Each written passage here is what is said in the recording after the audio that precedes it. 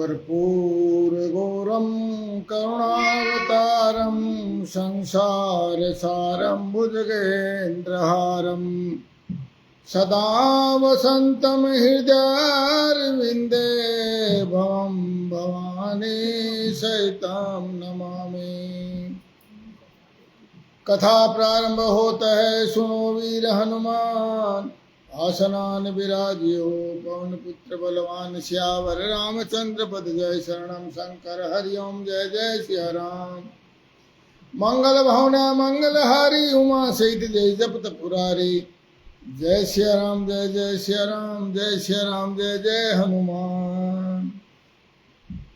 बांके बिहारी लाल की जय हो, हर हर महादेव।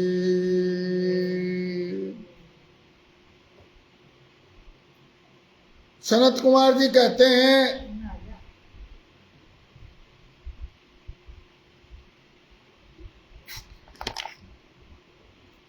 कुंडलीधारी जी हर हर महादेव। सनत कुमार जी कहते हैं, व्यास जी मुनिवर शुक्राचार्य को शिव से मृत्युंजय नामक विद्या का प्रशमन करने वाली परा विद्या कैसे प्राप्त हुई, अब उसका वर्णन करता हूं, सुनो। पूर्व काल की बात है कि शुक्राचार्य जी ने वाराणसीपुरी में जाकर के भगवान विश्वनाथ का ध्यान करते हुए घोर तप किया। व्यास जी उसमें वहां उन्होंने एक शिवलिंग की स्थापना की और उसके सामने एक परम आदरणीय रमणीय कूप यानी कुआं बनवाया।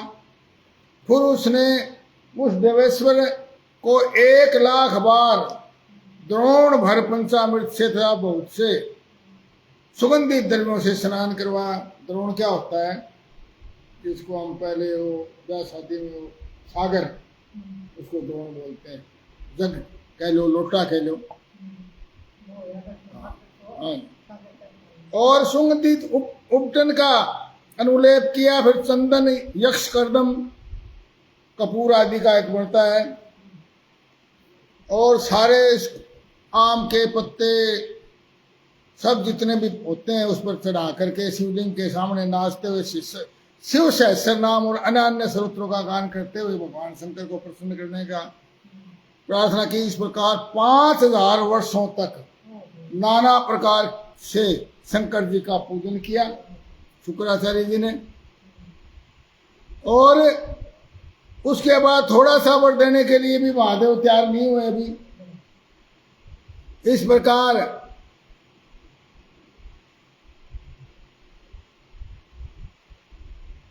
उसे पिनाक इस प्रकार चित्ररतन को निर्मल करके,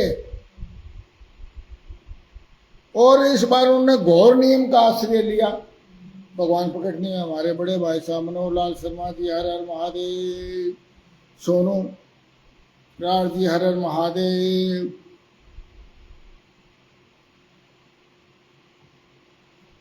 मोनू शर्मा जी हर हर महादेव। इस प्रकार स्वयं धूम्रकर्ण का पान करते हुए तप करने लगे और 1,000 वर्ष और बीत गए। फिर महेश्वर उनके ऊपर प्रसन्न हो गए। महेश्वर ने कहा, भृगुनंदन तुम तो तपस्या की निधि हो, बोलो क्या चाहिए। तब उन्होंने शंभु के चरणों में प्रणाम किया और कहा, सूर्य स्वरूप भगवान आप त्रिलोकी का हित करने वाले हैं, मैं आपके आगे नतमस्तक होता हूं, आप ही विश्व का भरण पोषण करने वाले हो। सनत कुमार जी कहते हैं, भृगुनंदन ने इस प्रकार मूर्त्यष्टक स्तोत्र द्वारा शिव जी की प्रार्थना की। तब महादेव जी बोले, तुम मेरे पावन भक्त हो और तुम्हारे लिए कुछ भी ऐसी चीज नहीं है जो मैं तुम्हें दे नहीं सकता, अतः आप जो है अपना मनोरथ बोलिए।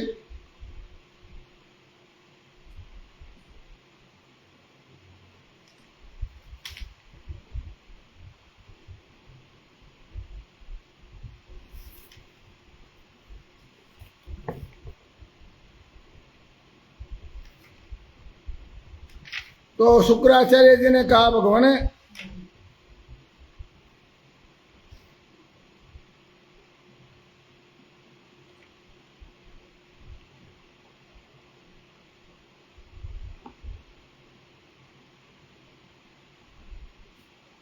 बोला तुम और अपने शरीर से मेरी पेट के अंदर उदर नगरी में प्रवेश करोगे और मेरे श्रेष्ठ इंद्रिय वाले से निकल करके पुत्र रूप से जन्म ग्रहण करोगे। और मेरे पास जो संजीवनी मृत संजीवनी नाम की निर्मल विद्या है उसको मैंने बहुत तपोबल से निर्माण किया है। उस महामंत्र रूपा विद्या को आज मैं तुम्हें प्रदान करूंगा, क्योंकि तुम अपने पवित्र तप की निधि हो।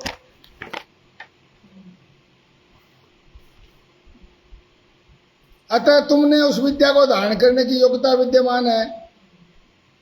तुम आकाश के अंदर अत्यंत दीप्तिमान तारे की तरह स्थापित हो जाओ। शुक्र तारा बन गया शुक्र।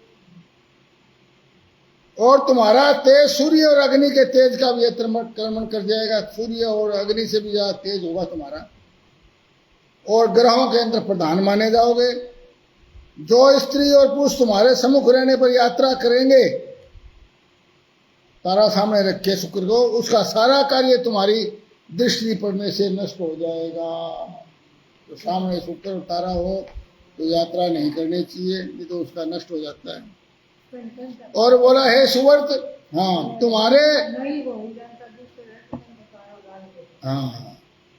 तुम्हारे उदय होने पर, बोला उगने पर जगत में मनुष्यों के विवाह आदि संस्कार होने। बोला तारा डूब रहा है, बोला विवाह में तो वो शुक्र तारा डूबता है।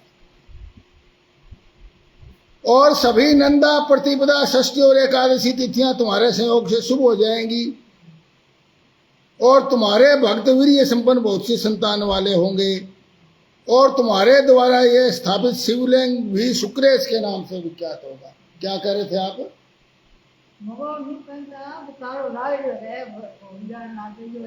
हाँ, बहू को लेने के लिए नहीं जाते थे, तारा लगता था, यात्रा नहीं करते थे तारा सामने।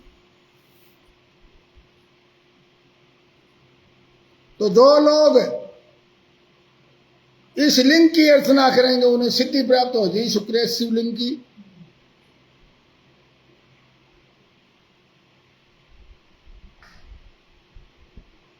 ऐसा कह करके और भगवान वरदान दे करके वो शुक्रेश शिवलिंग में प्रवेश कर गए। हर हर महादेव। भगत सतीश कुमार घोड़ेला जी हर हर महादेव। व्यास जी बोले सर्वज्ञ सनत कुमार जी, अब मुझे भगवान के उस उत्तम चरित्र के सुनने की इच्छा है जिसमें उन्होंने प्रसन्न होकर बाणासुर को भी वरदान दे दिया था और गणाध्यक्ष बनाया। अंधक को गणाध्यक्ष बनाया, फिर बाणासुर को बनाया। वो कथा सुनाओ। तो सनत कुमार जी ने कहा व्यास जी परमात्मा समूह की उस कथा को सुनो।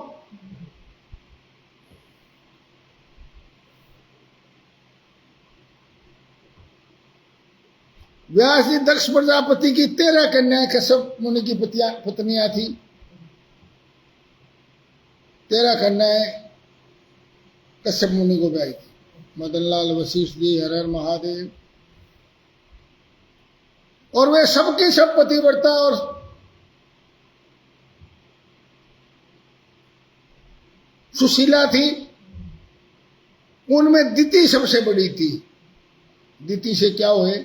दैत्य, असुर, दानव, राक्षस दिति से। और उसके जिनके लड़के दिति से दैत्य कहलाए। अन्य पत्नियों में भी देवताओं सहित चराचर समस्त प्राणी उत्पन्न होते रहा से। अदिति से देवता पैदा हुए और दिति सबसे बड़ी थी। उनके गर्भ से सर्वप्रथम 2 महाबली पुत्र उत्पन्न हुए, हिरण्यकशिपु और हिरण्याक्ष।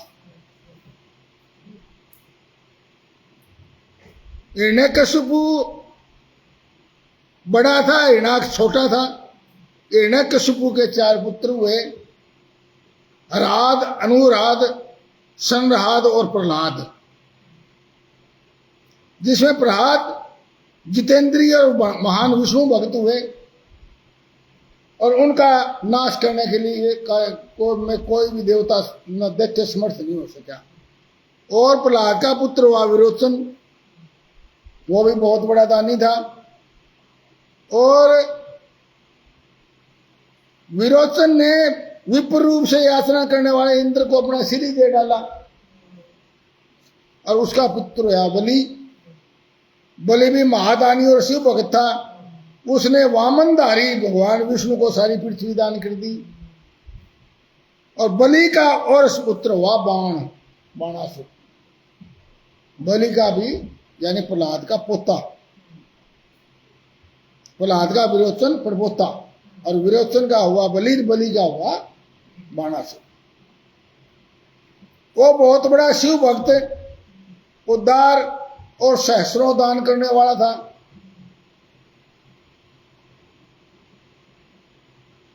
और वो पूर्व काल में त्रिलोकी को जीत करके सोनितपुर में अपनी राजधानी बनाकर राज्य करने लगा।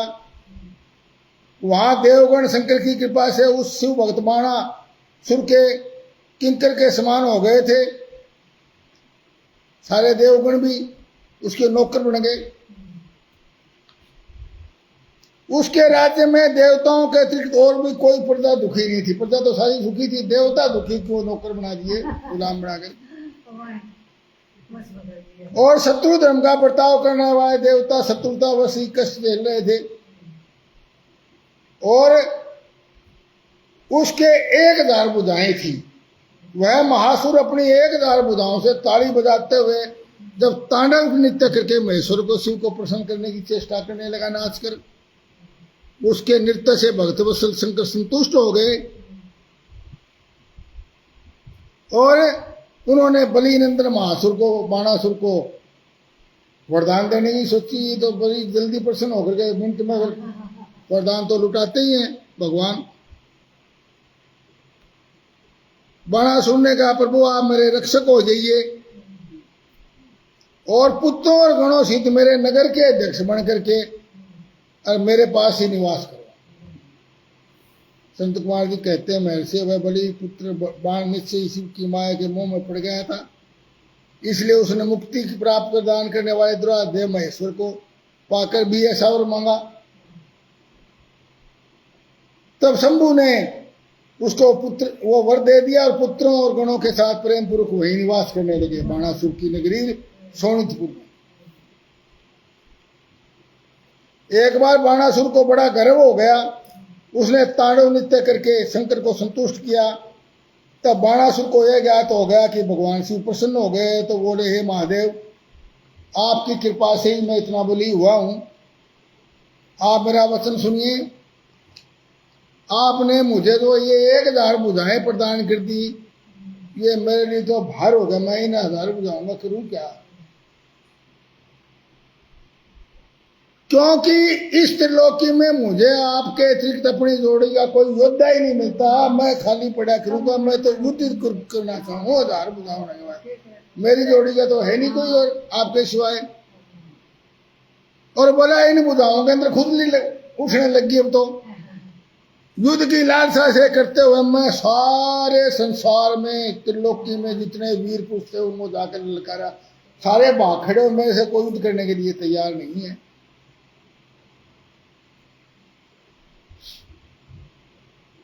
अब मुझे किसी ऐसे युद्ध होने की बात बताइए जिससे मेरी ये भुजाएं या तो शत्रुओं के हाथ से छूटे हुए शस्त्रों से जर्जर होकर कट के पड़ जाए, या फिर हजारों प्रकार से शत्रुओं की भुजाओं को ही काट डाले, या तो शत्रु नष्ट हो जाए या फिर मेरी ये भुजा नष्ट हो जाए। हर हर महादेव। बोला, ये मेरी छोटी सी एक इच्छा है, ये तो जरूर पूर्ण करना। संत कुमार जी कहते हैं, उसकी ये बात हो के भक्त बाधा पहाड़ी और महामनुष्य रुद्र को क्रोध आ गया। बोले, किसी से कौन सी क्या बताऊं, मैं यहाँ आगे इसका पहरेदार बन गया, यहाँ रहने लग गया, सब चीज इसको प्राप्त है, फिर भी ये टिकता नहीं। बोला, रे दुष्ट अभिमानी नीच, तुझे धिक्कार है। तू बलि का पुत्र है और मेरा भक्त है, तेरे लिए ऐसी बात करना उचित नहीं। अब तेरा घमंड चूर होगा, तुम शीघ्र ही मेरे समान ही एक बलवान से तेरा युद्ध होगा और उस संग्राम में तेरी ये पर्वत श्री की भुजाएं हजारों के हजार कट के नष्ट हो जाएंगी, लकड़ी की तरह गिर जाएंगी। और बोला, दुष्ट, तेरे इस ये जो हथियारों का भंडार है, शस्त्रागार है, इसके ऊपर जो ये मनुष्य के सिर वाला मयूर ध्वज फहरा रहा है, मोर का ध्वज मनुष्य के सिर वाला, बोला जिस दिन ये बिना वायु के अचानक गिर जाएगा उस दिन समझ लेना कि तेरे द्वार के ऊपर युद्ध आ चुका है। और उस समय तू उस घोर संग्राम का निश्चय करके लिए युद्ध के लिए जाना, जाता ना दौड़ेगा तेरा युद्ध मिलेगा। संत कुमार जी कहते हैं बाणासुर ये बात सुन करके बड़ा प्रसन्न हुआ और भगवान को प्रणाम करके अपने घर को लौट गया। एक दिन किसी समय देववश अचानक वो ध्वज अपने आप टूट कर गिर गया। बाणासुर बड़ा प्रसन्न होकर के युद्ध के लिए तैयार हो गया। वाह, आज तो हाथ की खुजली मिटेगी। और वो सोचने लगा मेरे से लड़ने के लिए कौन आएगा और मेरी आधार बुधाओं को ईंधन की तरह काट डालेगा, वो कौन?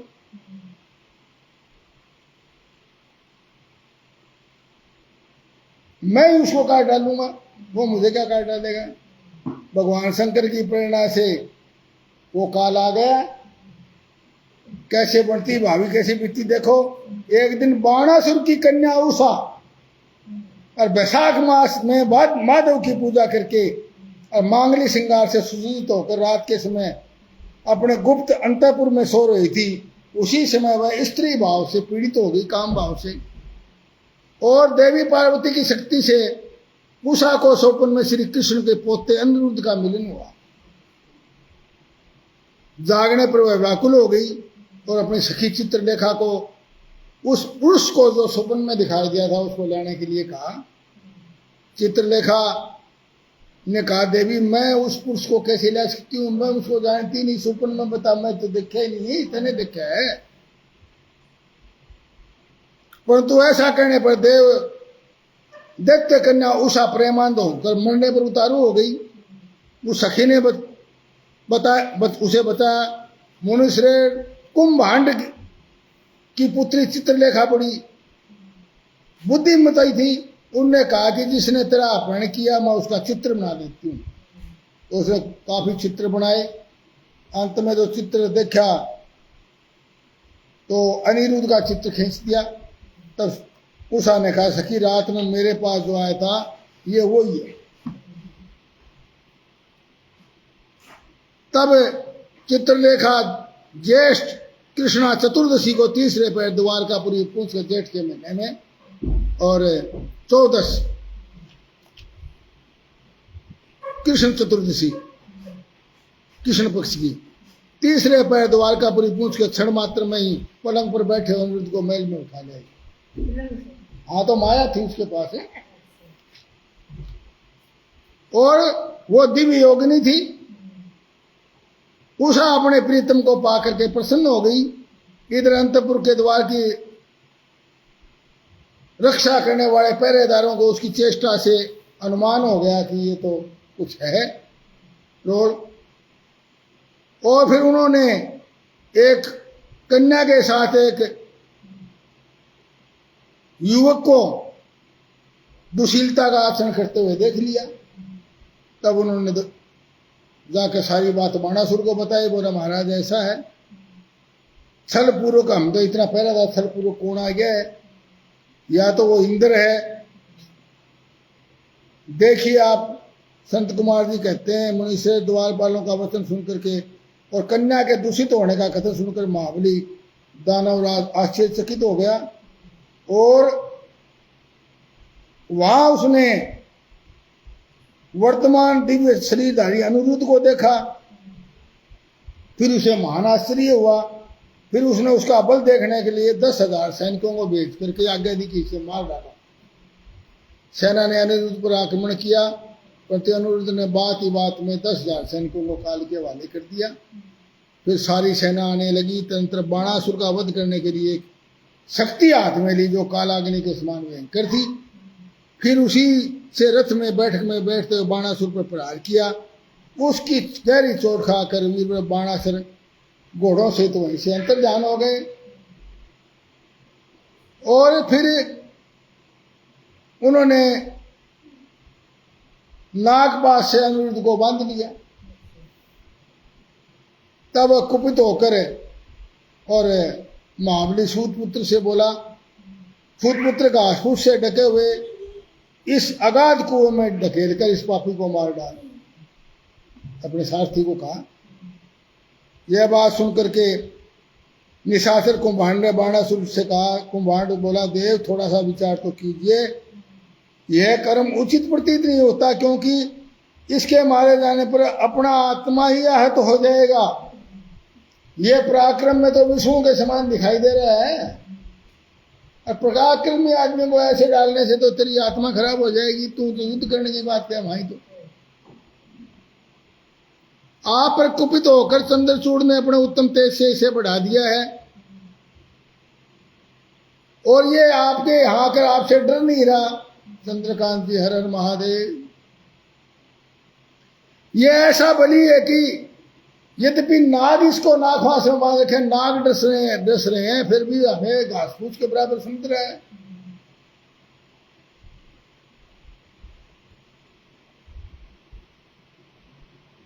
बाण से ऐसा कह करके अनिरुद्ध से कहने लगा। वो कुंभांड बोला, नराधम, अब तू दैत्यराज की स्तुति करो और दीनवाणी से हाथ जोड़ के मैं हार गया, और हाथ जोड़ के नमस्कार करते तो तेरे को बंधन से मुक्त कर देंगे।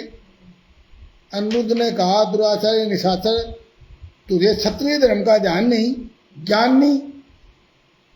शूरवीर कभी माफी मांगते हैं, युद्ध से छोड़ के भागते हैं।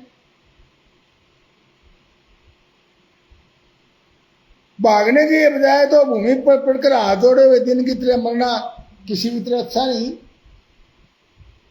इस प्रकार अनिरुद्ध ने बहुत सी वीरता पूर्वक बातें कही, और बाणासुर को बड़ा आश्चर्य भी हुआ और क्रोध भी बहुत आया। थोड़ी देर में और ऐसा करते करते बाणासुर के आश्वासनार्थ आकाशवाणी हुई। बोला, महाबली बाण, तुम बलि के पुत्र हो, थोड़ा विचार तो करो। परम बुद्धिमान शिव भक्त, तुम्हारे लिए क्रोध करना उचित नहीं। नाना प्रकार की लीलाओं को रचने में निपुण भक्त वत्सल भगवान शंकर गर्व को मिटा देने वाले हैं। वे इस समय तुम्हारे गर्व को चूर चूर कर देंगे। ऐसा कह करके आकाशवाणी बंद हो गई। तब बाणासुर ने अनिरुद्ध को मारने का विचार त्याग दिया, और विषैले नाग से फांस से बंधे अनिरुद्ध उसी समय दुर्गा का स्मरण करने लगे।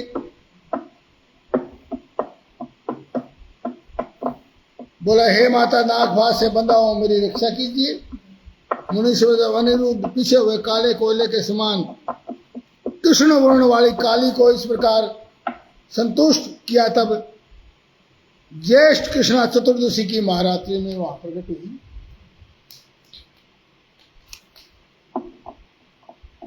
और उस नाग को अपने मुक्कों से मार के उसको मुक्त करवा दिया, और अंतपुर में पहुंचा दिया जहां वो था, जहां से पकड़ के लाए थे, और खुद अंतर ध्यान होगी काली का।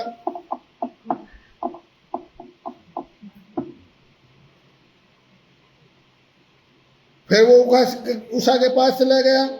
इधर पुत्र अनिरुद्ध के अदृश्य हो जाने पर नारद जी के मुख से बाणासुर के द्वारा नागपाश से बांधे जाने का समाचार सुनकर के और 12 सोनी सेना के साथ प्रद्युम्न आदि वीरों को साथ ले भगवान कृष्ण ने सोनितपुर पर चढ़ाई कर दी। इधर भगवान श्री रुद्र भी अपने भक्त के पक्ष में आ गए, बाणासुर की रक्षा का वचन दे रखा था। इधर से रुद्र आ गए, इधर से भगवान कृष्ण अपनी सेना को लेकर आ गए। कविंद्र गर्ग जी, हर हर महादेव। अब दोनों ओर से भयंकर युद्ध छिड़ गया। अंत में श्री कृष्ण ने श्री रुद्र के पास आकर उनके स्तुति किया, पूजन किया। बोला, हे सर्वव्यापी शंकर, आप तो गुणों से निर्लिप्त होकर भी और गुणों को प्रकाशित करते हैं। आपने तो इस गर्वीले बाणासुर को श्राप दिया था। आपकी आज्ञा से मैं बाणासुर की भुजा काटने के लिए आया हूं। आप युद्ध से दूर हट जाइए। प्रभु, मुझे बाणासुर की भुजाओं काटने के लिए आज्ञा प्रदान कीजिए।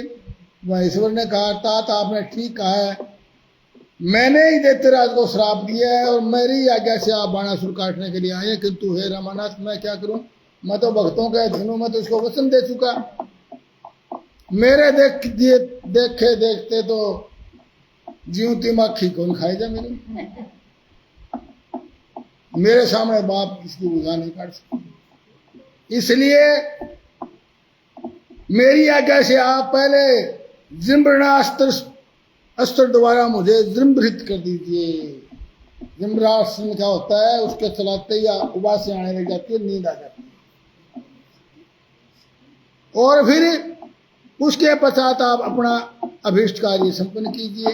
शंकर जी के कहने पर सारंग पाणी श्री हरि को मान विस्मय हुआ और उन्होंने तुरंत ही धनुष पर अपने जृंभणास्त्र का संधान करके पिनाक पाणी भगवान शंकर पर छोड़ दिया और जृंभणास्त्र के द्वारा जृंभित हुए शंकर को मोह में डाल करके खड़ग गदा सृष्टि आदि से बाण की सेना का संहार करने लगे।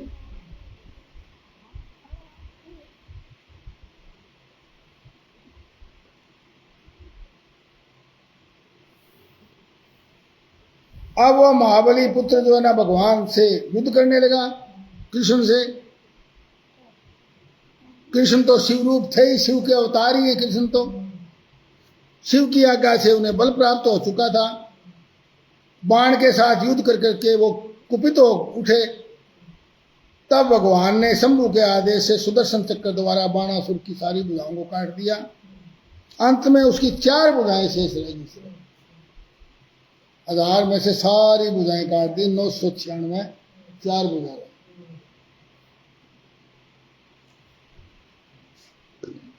और जब बाण उससे बाण की स्मृति लुप्त हो गई, यादाश्ती खत्म हो गई और वीर भाव को प्राप्त हुए श्री कृष्ण उसका सिर काटने के लिए तैयार हुए। उसी समय शंकर जी मोह निद्रा को त्याग करके उठ खड़े और बोले, देवकी नंदन आप तो सदा से मेरी आज्ञा का पालन करते आए हो। आपने तो मैंने आज्ञा दी थी वो तो आपने पूरी कर दी, इसकी भुजा काट दी। अब आप सुदर्शन से इसका सिर मत काटिए। मेरी आज्ञा से यह चक्कर मेरे भक्तों पर अमोघ रहा है।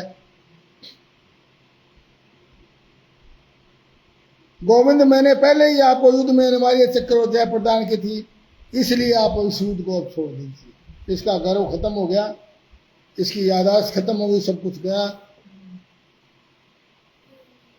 और बोले हे लक्ष्मी, पूर्व काल में भी पहले भी आपने मेरी आज्ञा के बिना दधीच, वीरवर रावण और तारकाक्ष आदि के पूर्वों पर चक्कर का प्रयोग नहीं किया था। जनार्दन आप तो योगी ईश्वर साक्षात परमात्मा और संपूर्ण प्राणियों के हित में रहने वाले हो। सुदर्शन चक्कर मत चलाओ, सुदर्शन चक्कर अमोघ है, इसका सिर कट जाएगा। मैंने ऐसे वरदान दे रखा है कि तेरे को मृत्यु का भय नहीं होगा और इसलिए मेरा वचन झूठा हो जाएगा। इससे मैं आप पर प्रसन्न हूं। अरे बहुत दिन पूर्व यह गर्व से भरकर गर्व में भर गया था और अपने आप को भूल गया था। तब अपनी बुधाएं खुजलाता और मेरे पास बोला मेरे साथ युद्ध कीजिए। तब मैंने श्राप देते हुए इसको कहा था, दुष्ट तेरा युद्ध करने वाला तेरे पास आ जाएगा और तेरी बुधाएं काट डालेगा और तेरा सारा गर्व गल जाएगा। मेरी आज्ञा से ही अब आपने किया है। अब आप युद्ध बंद कर लीजिए और वर वधु को साथ ले जा करके अपने घर ले जाइए, अपने पोते को और उसकी पत्नी को। ऐसा कह करके महेश्वर ने बाणासुर और कृष्ण की मित्रता करवा दी और उनकी आज्ञा ले वो पुत्रों गणों के साथ अपने निवास स्थान को चले गए। संत कुमार जी कहते हैं, शंभु का यह कथन सुनकर अक्षत शरीर वाले श्री कृष्ण ने सुदर्शन लौटा लिया और बाणासुर के अंतपुर में पधारे। वहाँ पर फिर विवाह संपन्न करवा करके और परिवार सहित अपने पुरी को लौट गए। इधर बाणासुर को समझा करके नंदीश्वर ने भी कहा, भक्त शार्दुल तुम बार बार शिव जी का स्मरण करो और भक्तों पर कृपा करने वाले हैं, अतः द्वेष रहित होकर के और मनस्वी बाण नंदी के कहने से धैर्य धारण करके शिव के स्थान पर चला गया। वहाँ उसने शिव जी की स्तुति की और बहुत नृत्य किया, तांडव नृत्य किया, हजारों प्रकार से मुख द्वारा बाजा बजा रहा है, बीच बीच में नाच रहा है, सिर कंपा करके हजारों प्रकार के मुद्राएं बना रहा है। और तब भगवान को उसने प्रसन्न कर लिया। दुर्योधन ने कहा, बलि पुत्र प्यारे बाण, तेरे नित्य से मैं संतुष्ट हो गया हूं, अब तेरे मन में जो अभिलाषा अब मान। तो मुनि शंभु की यह बात सुन करके कहा, हे प्रभु मेरे घाव बढ़ जाएं, ये हाथ कट गए जो घाव है, बावजूद की क्षमता मेरे में बनी रहे, बल मेरे में उतना ही बना रहना चाहिए, हाथ तो कट गए, और मुझे गणनायक, आपका गणनायक बनाओ, और सोनेपुर में उषा पुत्र यानी मेरे दोहते का राज्य हो। वो लड़की थी उसके तो इसलिए बोला उसकी लड़की का लड़का जो है अनिरुद्ध के उषा से होगा, उसका राज्य हो, और देवताओं से तथा विशेष करके विष्णु से मेरा वैर भाव मिट जाए, और मेरे से रजोगुण तमोगुण से युक्त दैत्य भाव का पुनः उदय न हो, और मेरे आप में भक्ति बनी रहे, बस। तो तब भगवान ने कहा तुम्हें सब कुछ प्राप्त हो जाएगा। ऐसा कह करके भगवान अंतर्ध्यान हो गए, और बाणासुर जो है भगवान का गणा नायक बन करके प्रसन्नतापूर्वक भगवान के साथ ही रहने लगे। शंकर में हो गई कथा समाप्त होते है। सुनो वीर हनुमान, शिव पुराण शिवलोक में आप करो विश्राम, सियावर रामचंद्र पद जय शरणम। शंकर हरिओम जय जय सिया राम। हर हर महादेव।